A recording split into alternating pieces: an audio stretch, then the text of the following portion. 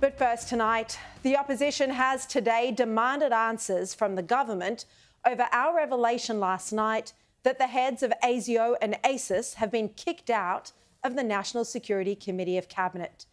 We revealed that ASIO head Mike Burgess and ASIS chief Kerri Hartland are no longer permanent members of the National Security Committee of Cabinet. And while ASIO and ASIS are on the outer, tonight I can reveal that there's a new attendee to the National Security Committee of Cabinet, and that is the Climate Change Department Secretary, David Fredericks. That's right. It seems that climate change is in while ASIO and ASIS are out. Now, Climate Change Minister Chris Bowen and the Labor government declined to answer our repeated questions about this today.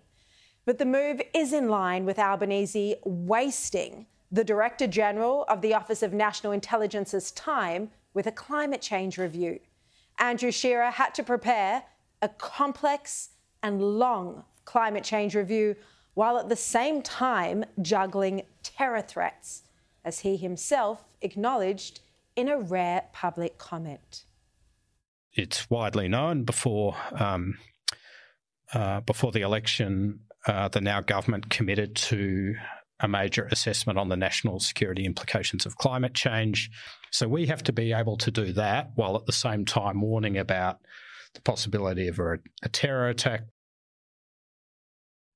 So now ASIO and ASIS have been booted off the National Security Committee while the Climate Change Secretary has attended, my sources tell me. Well, this is utterly irrational, illogical and nonsensical. It's a warped government that would prefer climate change advice to that from the top spy chiefs. The ASIO Director General Mike Burgess protects Australia from acts of foreign interference, from attacks on our defence system, espionage, terrorism and threats to border integrity. And the Australian Secret Intelligence Service Director General Kerri Hartland is in charge of our overseas secret intelligence agency, collecting foreign intelligence to protect our security. Yet they're no longer automatic, permanent members of the premier National Security Forum to give advice on urgent threats. Instead, they're invited in on a case-by-case basis. And this is the mob making decisions on our national security that think they know better than ASIO and ASIS. The permanent members of the National Security Committee of Cabinet include Anthony Albanese, Richard Marles, Penny Wong, Jim Chalmers, Chris Bowen, the Climate Change Minister, Mark Dreyfus, Claire O'Neill, Katie Gallagher and Pat Conroy. Well, you wouldn't trust most of this lot to run a school fete, let alone make decisions about national security without our intelligence chiefs present. Shadow Home Affairs Minister James Paterson joked that we should all feel safe now because Chris Bowen has become a member of the Security Committee of Cabinet. Director Generals of ASIO and ASIS have been replaced on the committee by the Minister for Energy and Climate Change, Chris Bowen. Now, Chris Bowen obviously has much more insight to share on national security and intelligence than the heads of our intelligence agencies who are involved day-to-day in collecting intelligence both offshore and onshore against the terrorism, foreign interference and espionage threats that our country faces. And that was Paterson speaking about our exclusive revelations from last night with my colleague Peter Credlin earlier this evening. Now, I have confirmed that the intelligence community has serious concerns about the approach the Albanese government is taking to national security and particularly China. And the intelligence community is itself now speculating about the future of both Mike Burgess and Andrew Shearer. There's discussion that their appointments may not be renewed when their terms are up later this year for Burgess and early next year for Shearer.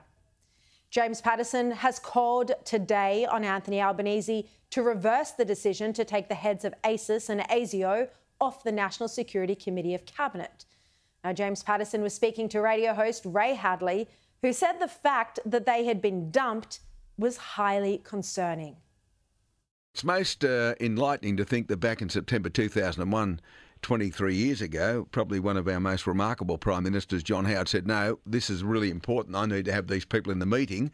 And now in 2024, it's not so important. It's very worrying that the Albanese government doesn't think it needs the most up-to-date, in-person expert advice on national security. I cannot think of one detriment that occurs from having them in the room. And frankly, because this Prime Minister has the worst instincts on national security, because he has no interest in national security or foreign policy or defence policy, he, more than anyone else, needs to have them in the room to provide their advice so that he can hear it, because frankly, left to his own devices, he's not going to make the right decisions when it comes to national security. He's demonstrated that time and time again.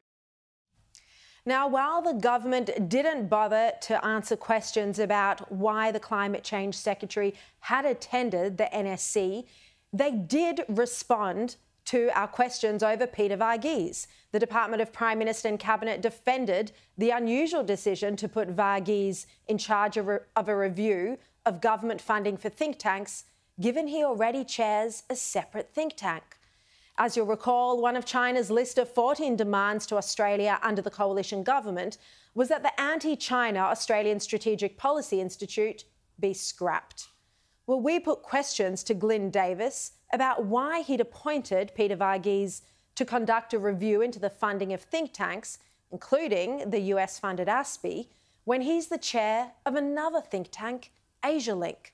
A spokesperson for the Department of Prime Minister and Cabinet said that all conflicts of interest had been disclosed. They said, and I quote, that Mr Varghese's extensive career in the public service has included senior positions in foreign affairs, trade policy and intelligence. This makes him uniquely skilled and experienced for the role. Australian government procurement policy requires any conflict of interest, perceived or actual, to be disclosed before a contract commences. Now, we can take this to mean that the perceived conflict of interest had been disclosed by Varghese himself.